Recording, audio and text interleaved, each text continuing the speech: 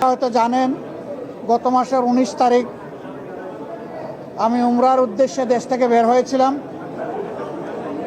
3 দিনে উমরা সম্পন্ন করার পরে 22 তারিখ সকাল 9টায় আমেরিকার JFK এয়ারপোর্টে আল্লাহর মেহেরবানিতে আমি পৌঁছি এবং সেখানে 8 দিন আমি বিভিন্ন স্তরে সরকারি বেসরকারি গুরুত্বপূর্ণ সংস্থা এবং ব্যক্তিদের সাথে বৈঠকে মিলিত হই।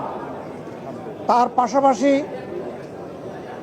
বিপুল সংখ্যক বাংলাদেশি যুক্তরাষ্ট্রে যারা বসবাস করেন, অল্প সময়ের মধ্যে 4টা শহর আমার পক্ষে যাওয়া সম্ভব হয়েছিল: নিউ ইয়র্ক, বাফেলো, মিশিগান এবং সর্বশেষ ছিল ওয়াশিংটন DC।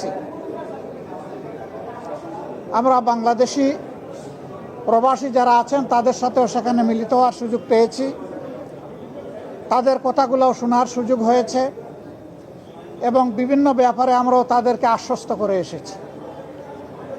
বিশেষ করে আমরা গুরুত্বপূর্ণ 2টি কথা, 2টি মেসেজ তাদেরকে দিয়েছি।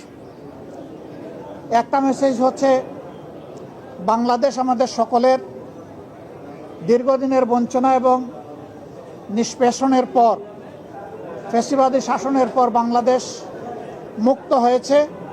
মুক্তির এই সংগ্রামে দেশবাসীর সাথে প্রবাসী যারা ছিলেন তারা সমানতালে লড়াই করেছেন।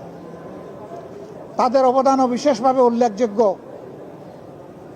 তাদের সেই অবদানের জন্য তাদেরকে আমরা ধন্যবাদ এবং কৃতজ্ঞতা জানিয়েছি। আর আমরা বলেছি, প্রবাসীদের সবচেয়ে বড় অধিকার ভোটের অধিকারটা ছিল না। এবার এ দাবি সবার আগে আমরাই তুলেছিলাম এবং আমরা এই দাবি ছেড়ে দেইনি।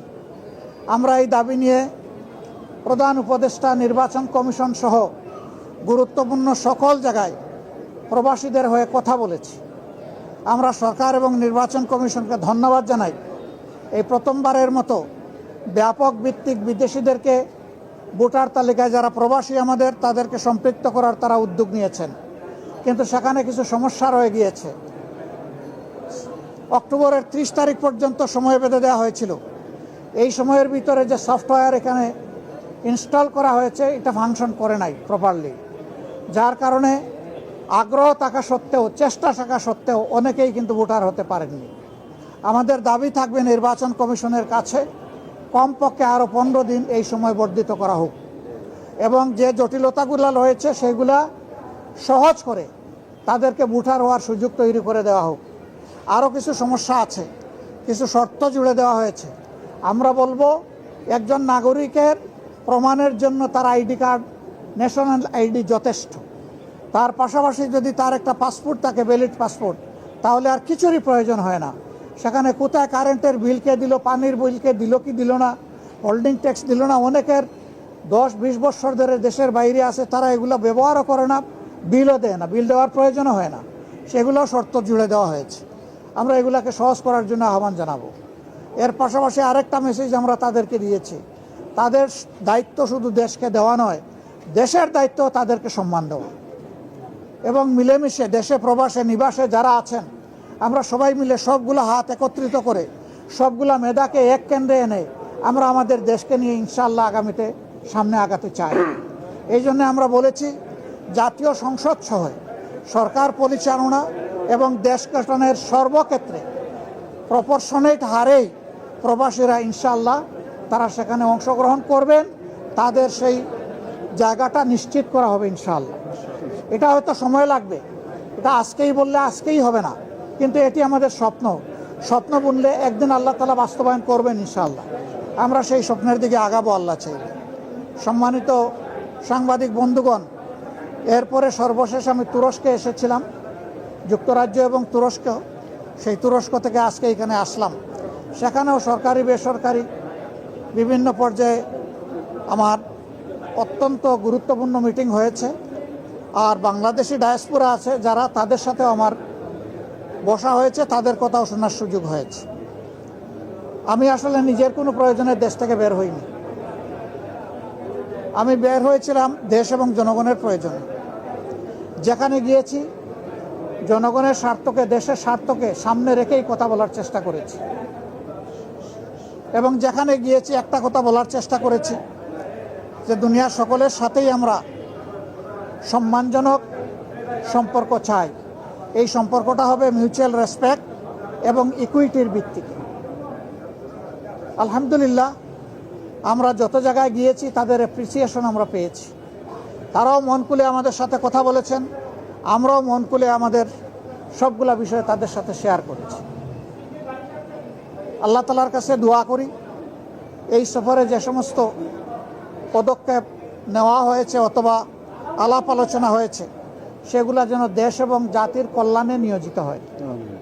কোনো ব্যক্তি নয়, গোষ্ঠী নয়, দল নয়, দেশ এবং জাতির জন্য উপকার হয়। প্রথম প্রশ্ন হলো, আমি আমির নির্বাচিত হয়েছি না? আমি আমির নির্বাচিত হইনি। আমার সহকর্মীরা আমার উপর একটা দায়িত্বের ভার অর্পণ করেছে। এই দায়িত্বটা বড় ভারী। আপনারা দোয়া করবেন দেশ এবং দিনের জন্য এই দায়িত্ব পালনে আল্লাহ যেন আমাকে সাহায্য করেন। আর পাশাপাশি আমি আপনাদেরও সহযোগিতা চাই। বিএনপি তারাও চূড়ান্ত তালিকা প্রকাশ করেনি। আমি দেখেছি 237টা আসনে তারা তালিকা প্রকাশ করেছেন, আবার প্রশ্নোত্তরে বলেছেন এটি চূড়ান্ত নয়, এর মধ্যেও পরিবর্তন আসতে পারে। আমরা কিন্তু 1 বছর আগেই প্রায় এই তালিকা বিভিন্নভাবে আঞ্চলিকভাবে আমরা এটা জানিয়ে দিয়েছি। চূড়ান্ত তালিকাটা সময় মতো আমরা ইনশাল্লাহ কেন্দ্রের পক্ষ থেকে ঘোষণা করব। তবে যেহেতু আমরা একা ইলেকশন করব না, আরও অনেককে আমরা ধারণ করব, দেশ এবং জাতির স্বার্থে সব দিক বিবেচনা করেই চূড়ান্তভাবে যথাসময় ইনশাল্লাহ আমরা প্রার্থী ঘোষণা করব। আমাদের মধ্যে মতানৈক্য হোক, তবে দোয়া করেন মত বিরোধ যেন না হয়। মতের ভিন্নতা থাকবে, এটাই গণতন্ত্রের সৌন্দর্য। সব দল তো এক দল নয়, সবগুলা দল ভিন্ন ভিন্ন, তাদের দৃষ্টিভঙ্গিতেও কিছু পার্থক্য থাকবে, এটাই স্বাভাবিক। আমরা সকলের মতকে শ্রদ্ধার সাথে দেখি, তবে আমরা নিজেরা যে মতটা প্রকাশ করি আমরা চেষ্টা করি চিন্তা ভাবনা করে জাতির স্বার্থেই সেই মতগুলা প্রকাশ করার। অতএব মতানৈক্য এটা ডেমোক্রেসির সৌন্দর্য। এটার জন্য এখানে বিরোধ লেগে গেছে অথবা অনেককে একেবারে দেশ অস্থির হয়ে গেছে, আমরা এটুকু চিন্তা করতে রাজি নই। যে 1 সপ্তাহ সময়ের ভিতরে রাজনৈতিক দলগুলা বসে যদি একটা কনসেনসাসে পৌঁছতে পারে, সরকারের জন্য এটা ভালো। এবং আমরাই সবার আগে আমাদের পক্ষ থেকে আমাদের নায়েবে আমির আহ্বান জানিয়েছেন যে আসুন আমরা খোলামেলা আলোচনা করে আমরা সমাধানে পৌঁছি দেশ এবং জাতির স্বার্থে। আমরা আশা করি অন্যরা আমাদের এই আহ্বানকে সাড়া দেবেন ইনশাল্লাহ। গণভোটের ব্যাপারে তো আমাদের দৃষ্টিভঙ্গি অলরেডি আমরা দিয়ে দিয়েছি। ফেব্রুয়ারিতে নির্বাচন আমরা দেশবাসী সবাই দেখতে চাই ইনশাল্লাহ। শুধু আমরা না, সবাইকে নিয়ে আমরা দেখতে চাই।